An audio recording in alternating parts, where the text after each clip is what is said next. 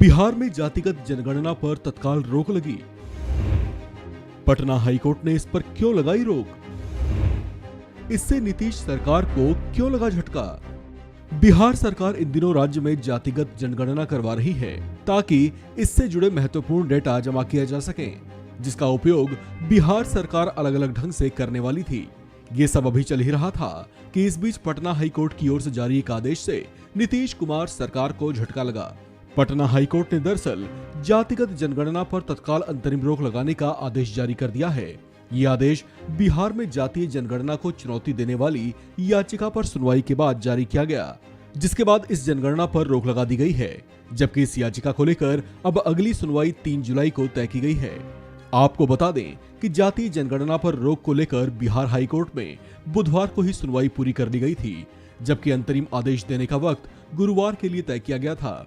ऐसे में बिहार सरकार ये उम्मीदें लगाए बैठी थी कि इस जनगणना को आगे जारी रखने का आदेश पारित होगा, लेकिन ऐसा हुआ नहीं, क्योंकि पटना हाईकोर्ट में चीफ जस्टिस के विनोद चंद्रन और जस्टिस मधुरेंद्र प्रसाद की खंडपीठ ने सुनवाई करते हुए इस पर तत्काल रोक लगा दी है।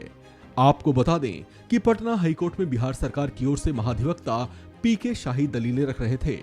अब जबकि इस पर पटना हाईकोर्ट निर्देश दे चुका है, इसके बाद बिहार के राजनीतिक हलकों से भी प्रतिक्रियाएं सामने आने लगी हैं। इस पर बिहार के पूर्व डिप्टी सीएम रहे तारकिशोर प्रसाद ने क्या कुछ कहा, आइए आपको सुनवाते हैं।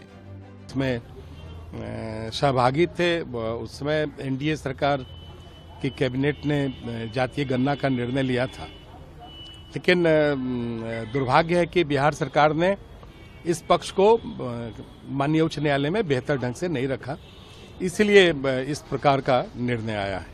आप लोग इस फैसले का स्वागत करते हैं या विरोध करते हैं? नहीं, देखिए, ये तो माननीय उच्च न्यायालय का निर्देश है। मैं तो इस महागठबंधन सरकार पर आरोप लगाता हूं कि मुझे लगता है कि जातीय गणना के बारे में इनकी ही मंशा गड़बड़ थी। एनडीए सरकार ने तो निर्णय ली थी कि हम जातीय गणना कराएंगे। आप लोग सहमत थे कि जातीय जनगणना हो? निश्चित तौर पर हम लोग सरकार में सहभागी थे और हमारी कैबिनेट ने निर्णय लिया था। आइए अब आपको सुनवाते हैं कि इस मामले में याचिकाकर्ता का क्या कहना है।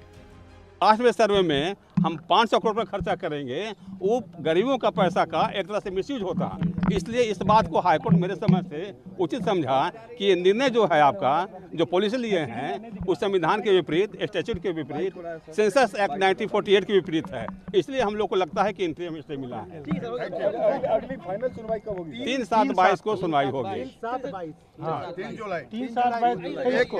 3/7/23 इमीडिएट सरकार को डायरेक्शन दिया गया है कि on going caste census proceeding है उसको रोक लगाई गई है, और जो कलेक्शन डाटा किए हैं उसको प्रोटेक्ट कीजिए।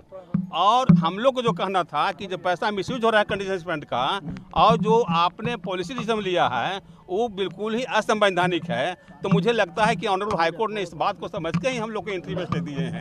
अब अगली सुनवाई पॉइंट पर जो बात किया था उस पर क्या कहा हाईकोर्ट ने? हाईकोर्ट ने वही ना स्टे पारित किए। अब जो सुनवाई होगी, अगली सुनवाई का जो तारीख है उस पर क्या मुद्दा आएगा सामने? मुद्दा यही होगा, पूरे ढंग से सुनवाई होगी कि बिहार सरकार ने जो पॉलिसी लिया था वो सही है या गलत है। हम लोग का मुद्दा था कि भारत के संविधान के यूनियन लिस्ट 1 में 69 पर एंट्री पर जो सेंसस है और कहीं भी कास्ट बेस्ड सर्वे वगैरह का संविधान में वर्णन नहीं है। बिहार सरकार कोई भी स्टैट्यूट नहीं बनाई है, रूल रेगुलेशन, जिसमें कास्ट बेस्ड सर्वे की बात हो, और एक पॉलिसी डिसीजन लेकर के इस तरह से कर रहे हैं वो असंवैधानिक है। यही हम लोग का मूल बहस था। आपको बता दें कि जो याचिका जातिगत जनगणना के खिलाफ दायर की गई है उसमें कहा गया है कि जो जाति आधारित गणना करवाई जा रही है उसमें बिहार के नागरिकों की सिर्फ जाति ही नहीं बल्कि उनसे उनके कामकाज और उनके स्किल्स आदि की भी जानकारी मांगी जा रही है। इस याचिका में इस तरह से जानकारियां एकत्र करने को उनकी गोपनीयता के अधिकार का हनन बताया गया है। साथ ही इस याचिका में ये दावा भी किया गया है कि प्रदेश सरकार को जाति आधारित जनगणना करवाने का संवैधानिक अधिकार ही नहीं है।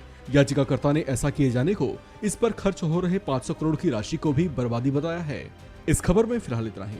बाकी अपडेट्स के लिए बने रहिए वन इंडिया हिंदी के साथ।